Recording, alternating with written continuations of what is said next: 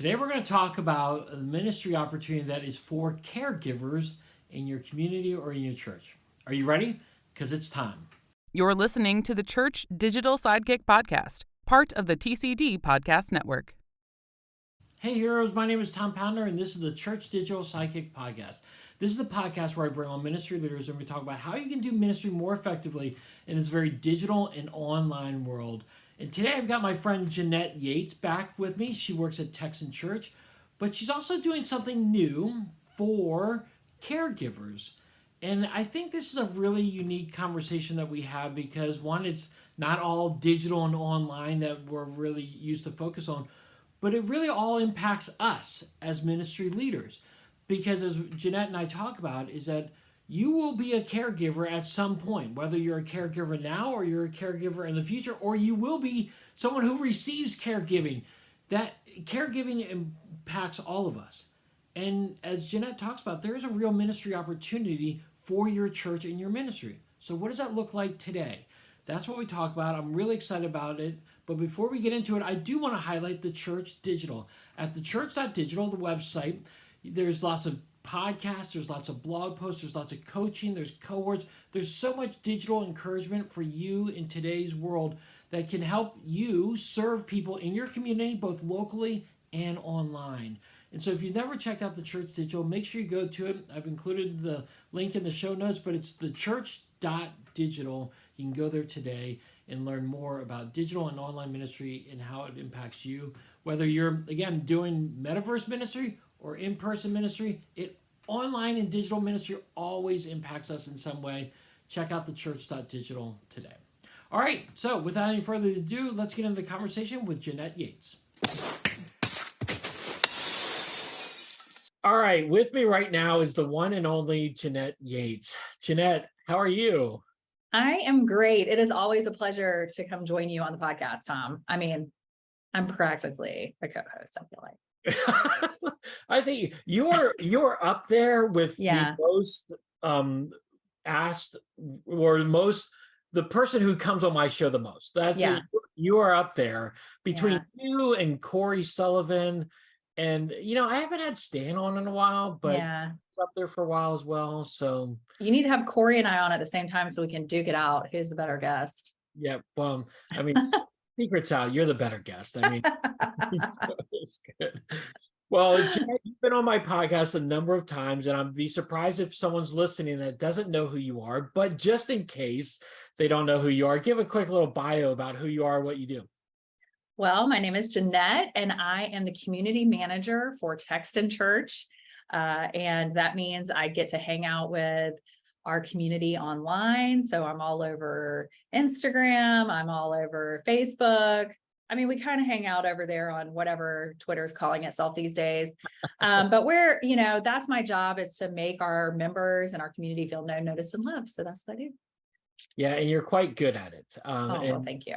Yes, and if you're involved with Texan Church at any level, you've probably encountered Jeanette before.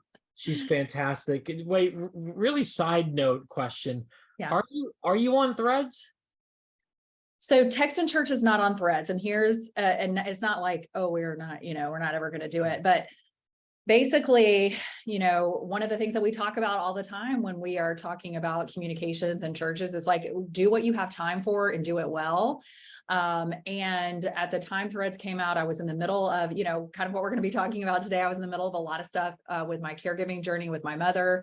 And I knew that I didn't need to grab the handle for Texan Church for Threads because it's attached to Instagram. And because of that, I said, you know what, let's just wait. And then when we're ready to actually implement a strategy and not just be willy-nilly over there, then we can do that. So I'm not anti-Threads. It's just wasn't a priority for me to get over there since we've got the handle. I've got that taken care of. So, but yeah, I mean, I'm assuming that eventually we'll be over there too.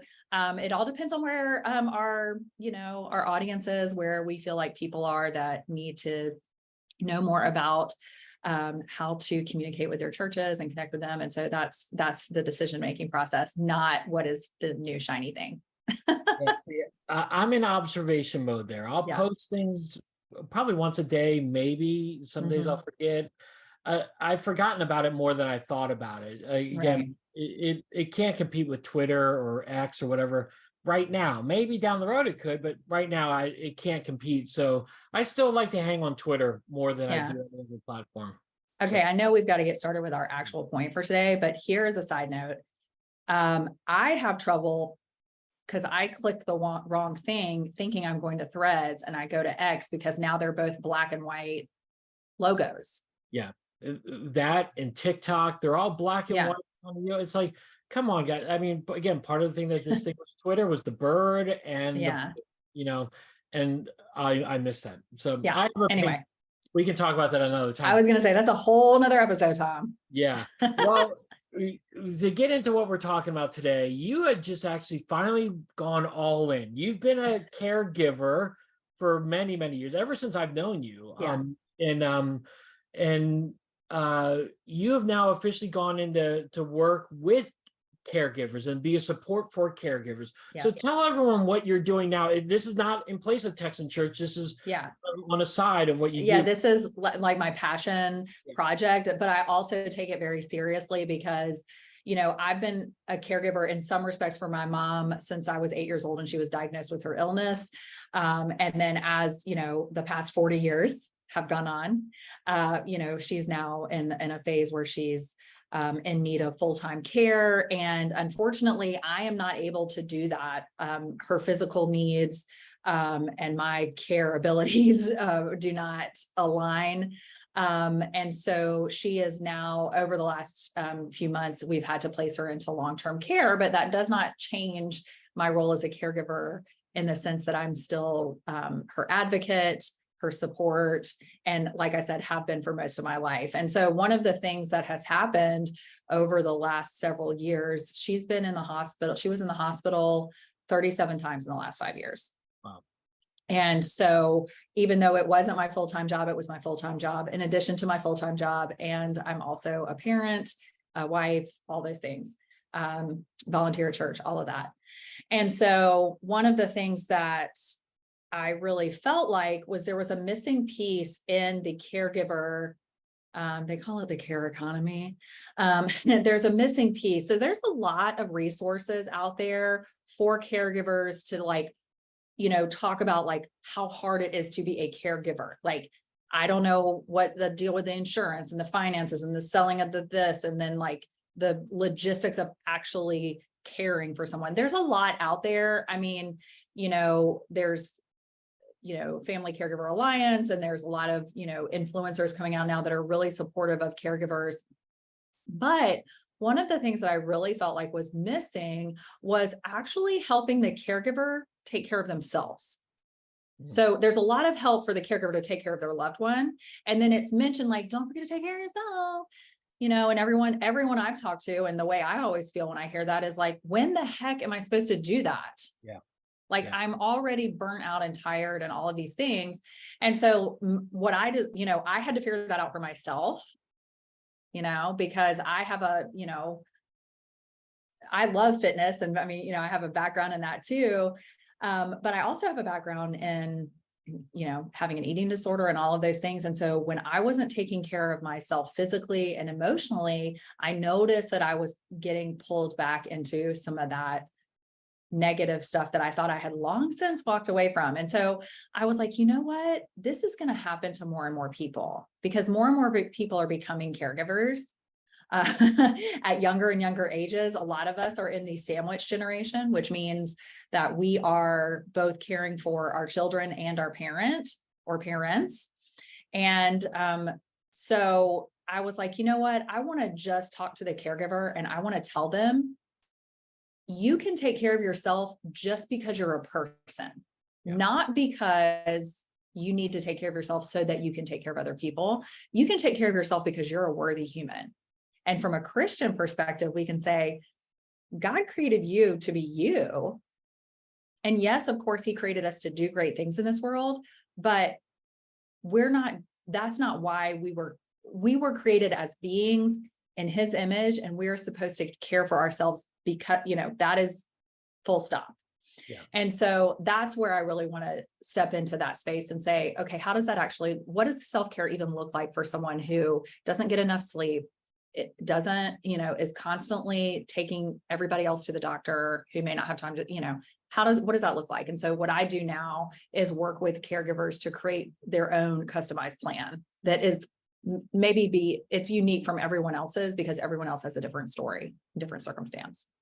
Yeah, and I love that you're doing this, because again, if you're listening to this, you might be thinking, "Oh, well, Tom, Jeanette, that I'll care for my parents when they're older. I'm only in my 20s and my 30s. I don't That's not a situation." But what we were discussing before we hit record is that you said there's a strong percentage of people in today that are at that who are younger than 48 years old, which I'm at right now, who are Yeah. younger than that, who are caring for Twins. their parents Yeah. right now, right? Yeah, so that was one of the things that's really interesting. Of course, when we think about like, oh, I'm going to have to take care of my parents, we usually think after I'm done raising my kids and they go off, and then my parents are probably going to need some help. Well, first of all, if your parents are super healthy, that is a blessing, and congratulations, and like whatever, that's great. But really, honestly, what happens with caregivers too, I think, is like it sneaks up on you. Like, first of all, you're just like, oh, I just stop by once a week and visit, and like, oh, I'll do this or that while I'm there. Maybe they need help changing the light bulbs or something. Well, then the next thing you know, years are down the road, there's no boundaries, because you were just stopping by, and then you were stopping by more, and then you were stopping by more. And then, and now you're running errands, and now you're doing this. And it can really sneak up on you. So that's one thing. But, another thing is caregiving is happening, or becoming a caregiver is something that is happening earlier and earlier for people. So, in my case, it was extreme. Like, my mom's been sick since I was 8, but for a lot of people, they're still raising their young families. They're still, in the middle of their career, or their own, if you're, we're speaking to pastors usually here today, they're in the middle of their ministry. Like, they're already a caregiver for their whole congregation. Yeah. And then now they're also caregiving for their parent. And so it's happening younger and younger, which is, something. And then also people are living longer.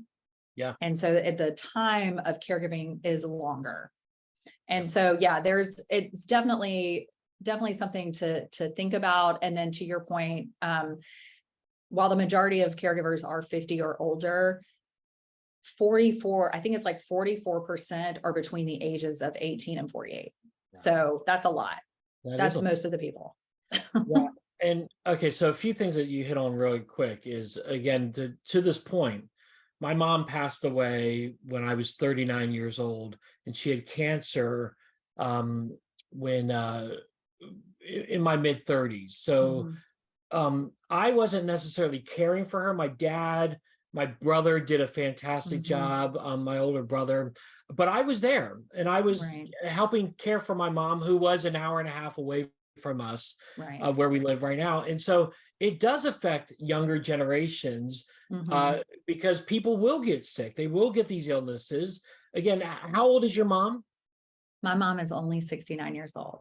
She just turned 69 in July. And she's been dealing with this illness since you were 8. I mean, and so that's a long time. And I like how you also pointed out that people are living longer. My dad is still alive, and he's in his late 70s. And again, I anticipate him living well into his 80s. Yeah. And he's fine for right now, but there is going to come a point where my brothers and I are going to have to take care of my dad. And so I like how you told me before that this is a really a unique ministry opportunity for ministers today. So talk a little bit about that. Well, everyone is going to be a caregiver of some kind. I was telling you, this is one of my favorite quotes. I keep having to look up because I never remember who says it, but it's Rosalind Carter said, there are only 4 kinds of people in the world: those who have been caregivers, those who are currently caregivers, those who will be caregivers, and those who will need a caregiver. And honestly, you may fall into multiple of those categories. So it is possible that you will both need to be a caregiver for someone else, and that you will need your own care, and maybe at the same time. That's another thing to think about as well. And so no one is exempt from caregiving in some capacity, whether they're the recipient of care or the giver of it. And that provides, but there's also not a lot of people reaching out to the caregiver for the caregiver's sake. So there's a lot of resources out there. There could be more. Honestly, there could be more awareness of of the resources out there. There are, there's already quite a bit, any resource, like if you Google caregiver resources or whatever, you're going to get a lot of websites and a lot of programs and things like that, that all help you be a better caregiver to the person that you're caring for, which is much needed. And like I said, there's not like too many resources by any stretch. And it's all confusing and complicated. I will tell you that right now. And there's a lot of yuck, just like in anything else, right? But there's very little speaking directly to the caregiver about how to take care of themselves. Mm-hmm. And that is what my passion is. It's really helping them. But also, that's a place the church could step in and say, we want to support you as the caregiver. We want to support you and your family while you're in this caregiving mode. And for me, that means decades and decades. Yeah. But for other people, it's a few years. It's a season of time, season of health, or moving them through a transition period. But helping caregivers not only with figuring out how to care for their loved one well, but also how to care for themselves. Because I think a lot of things in the church space, I'll say it this way, a lot of things in the church space, we talk about sacrifice. We talk about, giving beyond what you think is your capability, giving more than you have. I heard something today that was like, it's only when you push past everything you have that you find your true whatever. And I'm like, no, we need, no. And so like, it took someone telling me, because I was never doing enough. I could never do enough. Nothing was ever good enough. There was always something wrong. There was always an emergency. There was always a crisis. Yep. And everyone was, trying to tell me, how to be a better caregiver, or not how to be a better one, but like, oh, can we help this with your mom and that with your mom? And it's like, well, yeah, kind of, but not really. Like sometimes I just am the one that has to do it. Yeah. But then other things, I wasn't allowing myself to ask for help. I didn't know that I could. And it wasn't until somebody from my church said to me, Jeanette, if you never did another thing for your mom, you've done enough. You have done enough. You don't need to do any more to try to earn a badge of being a good enough caregiver. You've done it. You've done enough. Yeah. And that gave me permission. That simple conversation I had with that friend gave me the permission I needed to lay down some of the burden so that I could actually start taking care of myself. Yeah. So, we need more of that in churches. Yeah.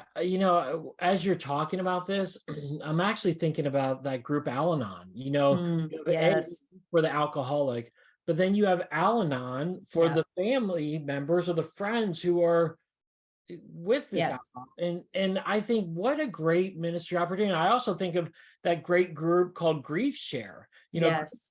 Share. My dad's a part of it ever since my mom passed away. My dad's been a part of it, and it's been a great thing for him.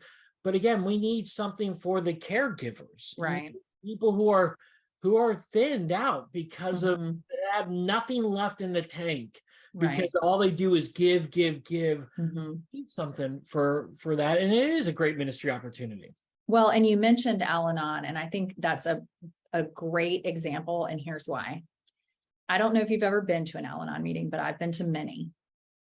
And you do not go in there and talk about the person in your life that is struggling. It is about you. And so just like in Al-Anon, there's a lot of discussion of codependency. Yep. and breaking those codependency habits. That is the same conversation that needs to be happening with caregivers. Yeah. Because there's every family comes with their own stuff. Yeah. And we want to paint a beautiful picture. The stock photos on Unsplash of caregiving are like the sweetest little pictures you've ever seen in your life of, the sweetest little old man or old lady, and they're completely put together. Like no caregiver ever looked that nice in real life. When they're in the middle of it, it's like, no, we have not bathed. Our hair is in a mess. Whatever, we may have on two different shoes, whatever. But we can do that. But it's like, that's a great picture, but that's not really always the reality for families either. Yeah. And so having a place where they feel safe to say, I'm not okay. Caregiving for my parent is hard for many reasons, and it's not always a pretty picture. And that sacrificial giving, that I'm just here to be a servant. My parents gave to me, so I should people are going into debt. People are, not able to fulfill their own career goals or even family goals because of their caregiving. And someone needs to step in there and say, I see you. I see who you are beyond caregiver. And I want to serve you. I want to help you. I want to minister to you in your heart and your needs and what you're going through right now, the grief that you're experiencing, the trauma you're experiencing, all of those things. And so, yes, it is a definite ministry opportunity. And if any of the people who are listening or watching today, and you're like, how can this turn into a ministry that doesn't end up being for the caree,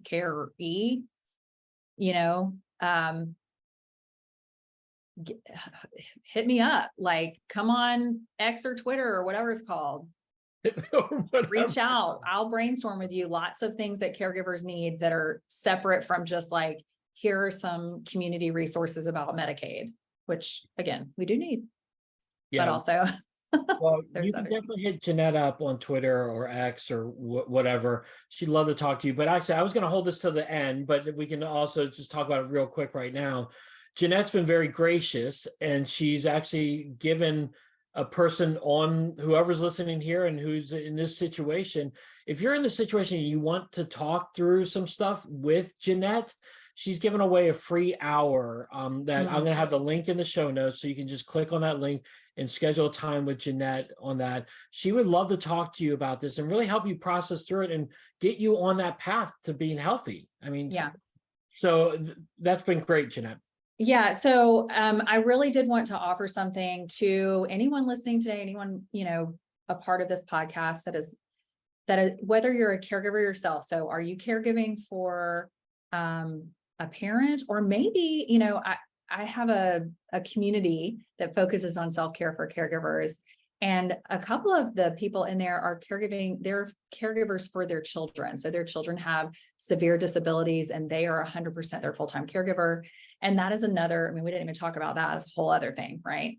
And so if you're a caregiver, or it's coming, you can already see the writing on the wall, and you're like, I'm already going to my mom's house and changing those light bulbs, like you're like, oh, it's coming. It's one more, now is the time to learn how to create a self-care practice that can go with you, whatever your schedule looks like.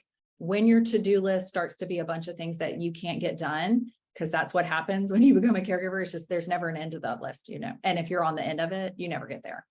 So you want to start now. And so or if you're a pastor and you're like, well, I don't have I'm not caregiving for my parents, but I'm caregiving for, 100 people in my congregation, and I'm tired, and I'm having a lot of issues there with my own self-care because of that caregiving, that's caregiving too.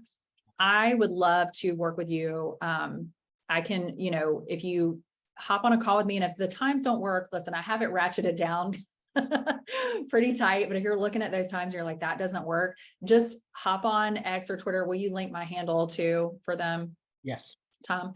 I always, And I always do. yeah. So you can message me and we'll find a time that works.